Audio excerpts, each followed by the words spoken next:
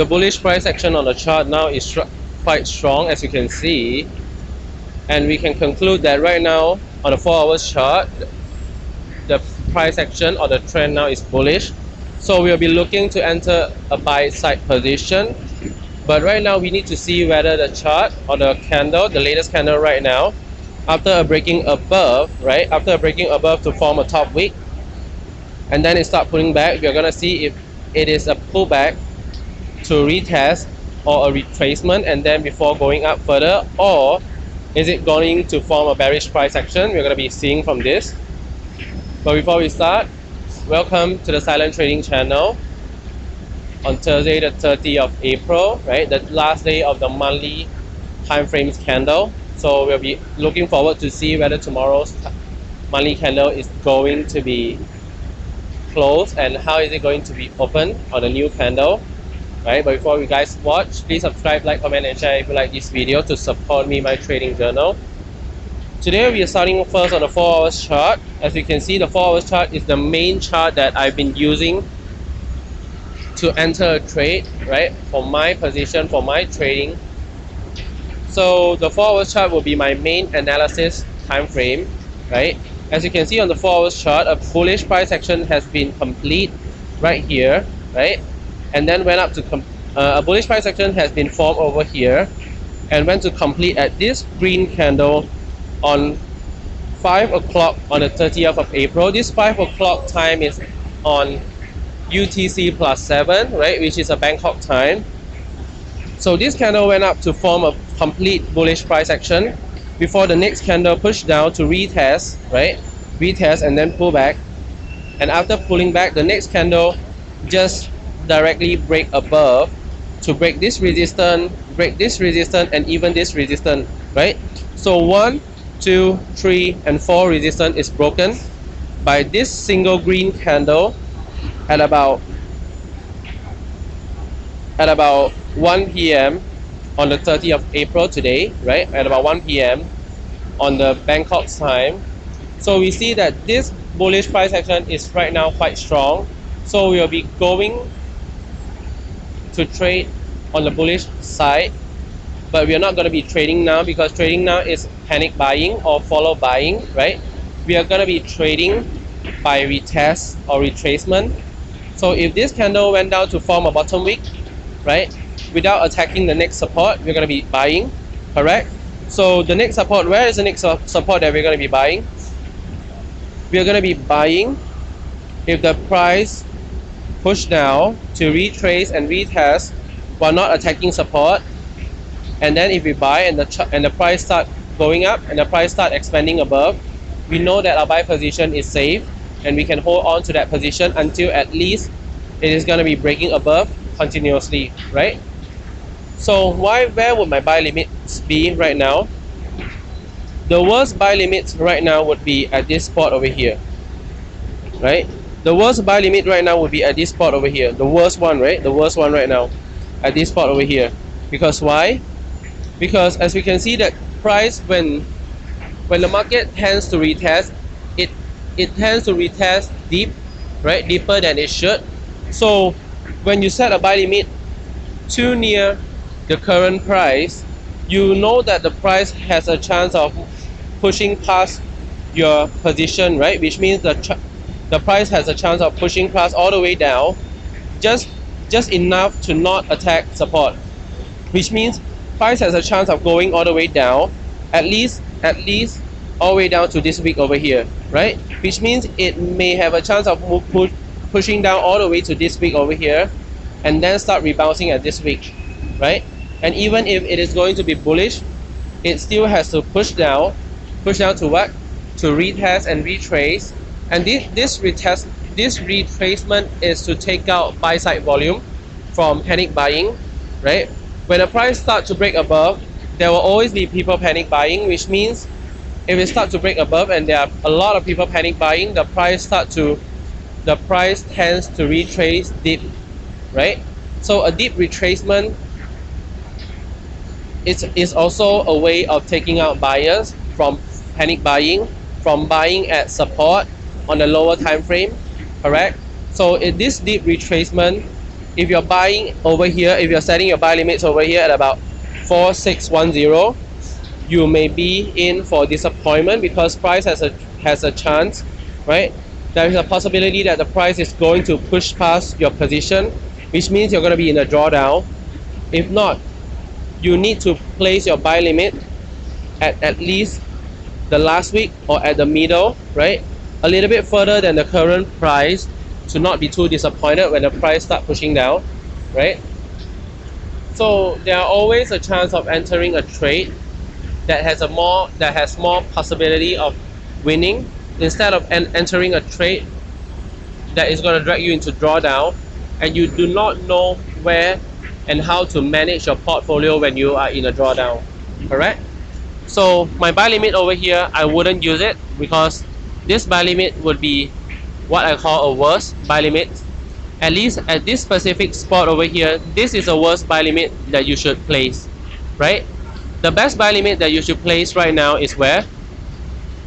The best buy limit is the lowest spot before the next support, right? So the best buy limit is the lowest spot before the next support is where? It is over here, right? It is over here. This is a week that the price has a chance of rebounding, right? Rebounding from here, which means the lowest week before the next support is this spot. So this is the best buy limit for this price, for this current situation over here, which is about 4565.31. But sometimes the market does not retrace this deep, which means the best buy limit may not always have your position filled, right? So if the best buy limit doesn't always have your position filled, you gotta have another buy limit, right? The next buy limit you should have, the next best buy limit you should have is where? You shouldn't have too many buy limits, right? You shouldn't have too many limit order placed at a specific support, because too many limit order at a specific support is going to cause you to go into deep drawdown, and worse off is liquidation, right? So the most you could enter, the most buy limits you could place at a specific support and resistance is about 1 to 2, not more than that, because if the price went down all the way to attack support, at least you only have one position in a drawdown. But if the price push down just enough to fill one of your limits order and then start pushing up, at least you have a position in a profit, right? But if worse off, if you got 4 or 5 positions at one specific support and the chart then start breaking below, you're going to be in a deep drawdown, which means you could be forced into liquidation. And if you're forced into liquidation, you're going to be losing your capital, right? So do not place too many limit order at only a specific support, because limit order are meant to be managed, right? Limit order are meant to be managed at a few specific key level support, key level resistance, which means if I'm placing 2 limit order at this specific support, right? Before attacking this specific support, I'm entering at the week before this specific support. So which means I would have 2 limits order over here, right? So this 2 limits order is where I'm placing. The first limit order is this week that hasn't been used to rebound, right? Or what you guys call a fair value gap, which means if the price start pushing below, right? If price start pushing below and then fill this buy limit order and then start pulling back and then start pushing up, which means this position of mine will be in a safe zone. But if not, and it start pushing down all the way down, right? A detailed taking out, I'll call it a thorough analysis of taking out buy side orders, right? While not attacking the next support. If price tends to push down all the way, just enough to not attack support, I will have 2 orders over here, which means my buy limit, my first buy limit over here, my first buy position over here would be in a drawdown. And after the price push down all the way to attack the next buy limit, which means my position if in a Forex, if trading Forex, I would have two positions from here and here, right? But if I'm trading future, my position from here would have been averaged out to about the middle of both of my position over here, with two lots of position, right? Because trading future doesn't allows you to have multiple position. There will only be one position that would have been averaged out from the worst and the best position, right? Which means if I'm trading future, I've got this in the drawdown. If my next position is fill, my position would then be moved to about the middle of both position, right? It will move to about at the center of both position, because this is the average spot for both price that I've been entering, right? This is what I call averaging the price by entering a position based on your understanding. And the moment that the price push down and fill your first order and fill your this order, when the price start pushing up, you're gonna be taking out one order first. You're gonna be taking out one position, because after filling two orders, there will be two units of position over here, right, at the middle. You're gonna be taking out one, right, by taking profit at break even. And when the price start pushing up, and then taking profit by lowering your units of trading, you're going to be waiting for the price or for the chart to start forming a bullish price action. And if the price start forming a bullish price action, the next candle retracement and retest, you're going to be buying, right? So right now, we wait for the chart to do what? We wait for the chart to retest and retrace, correct?